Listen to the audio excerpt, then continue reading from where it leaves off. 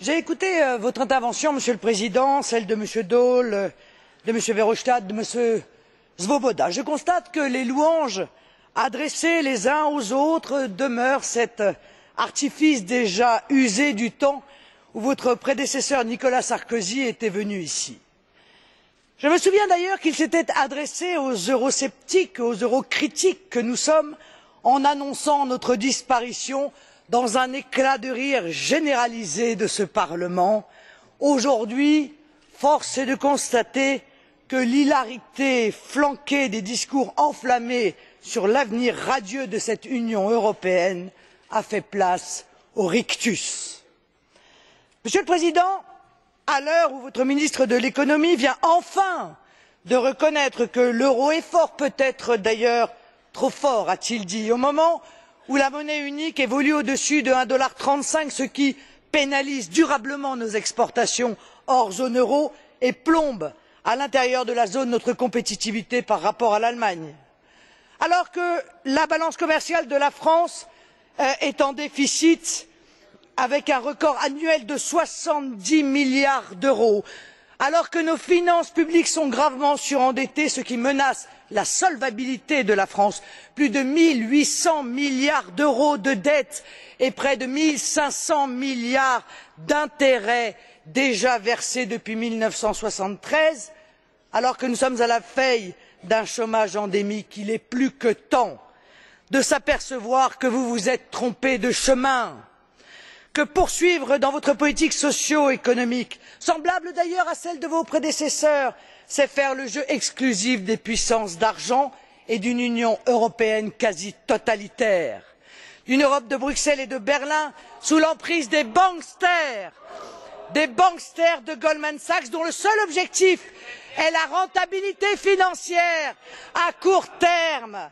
Oui, vous les défendez, Monsieur Cohn-Bendit, ça ne m'étonne pas de vous. Cette rentabilité financière à court terme qui passe par la déflation salariale, puisque Goldman Sachs demande une baisse de 30% des salaires, avec pour conséquence, et vous le savez, un véritable saccage social.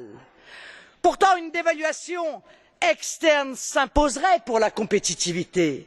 Selon une étude de l'INSEE, une dépréciation de 20% de l'euro pourrait entraîner une hausse immédiate d'environ 3% du PIB réel.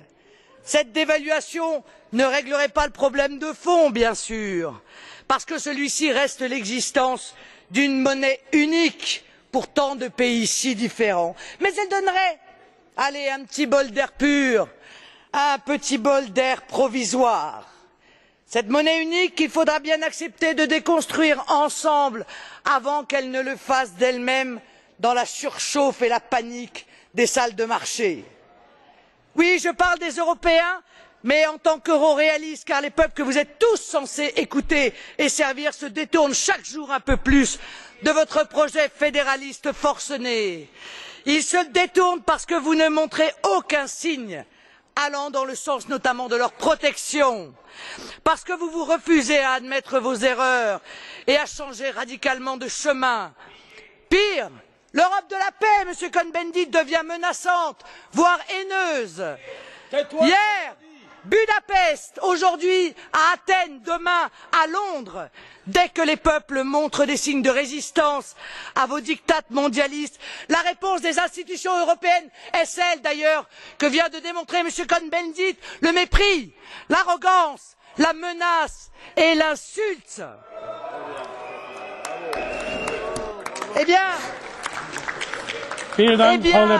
vous ne pourrez plus très longtemps vous en sortir en caricaturant les opposants que nous sommes à ce modèle. Dans ces conditions, Monsieur le Président, quand au nom de la France et d'une autre Europe, déciderez-vous enfin à tourner le dos à ce modèle économique ultralibéral et mondialiste qui détruit depuis plus de 20 ans les emplois, le niveau et la qualité de vie des vous avez Français largement et des dépassé Européens. votre temps de parole. Merci beaucoup.